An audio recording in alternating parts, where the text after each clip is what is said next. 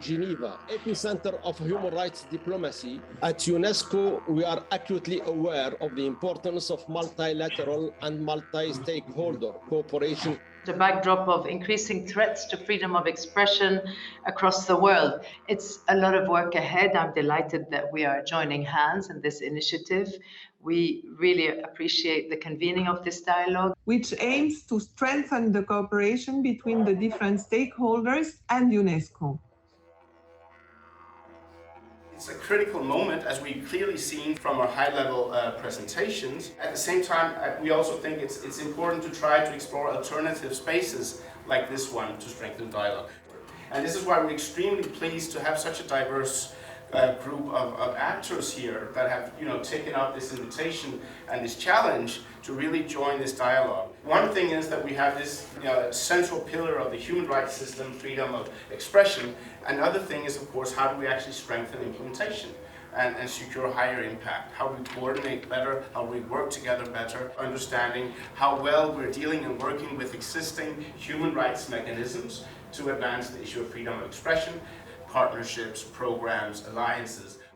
The right to freedom of expression involves your right to express and impart information and ideas and opinions, and also to seek and receive, have access. And of course they go hand in hand, because if the first part is being suppressed, there's not much to access in the second part.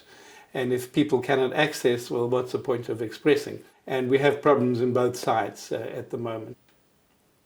And today we also have the issue of internet companies being gatekeepers between these two sides of the right when they are operating their platforms. People who are trying to express themselves completely legitimately are being suppressed, and at the same time hate speech being amplified. Evident is that as these problems increase, there needs to be more and more cooperation in response to these problems. And in that regard, what's important and interesting here is that a UNESCO National Commission has taken the opportunity to bring together civil society, diplomats, Council on Human Rights and the Office of the High Commission on Human Rights and UNESCO to talk about how we can strengthen cooperation going forward in response to these new challenges. How we make freedom of expression more plural, how we make freedom of expression actually a right to every individual in this planet, regardless where they are based, etc. So it's a good challenge, how we foster it. It's clear that a lot more cooperation and collaboration can happen,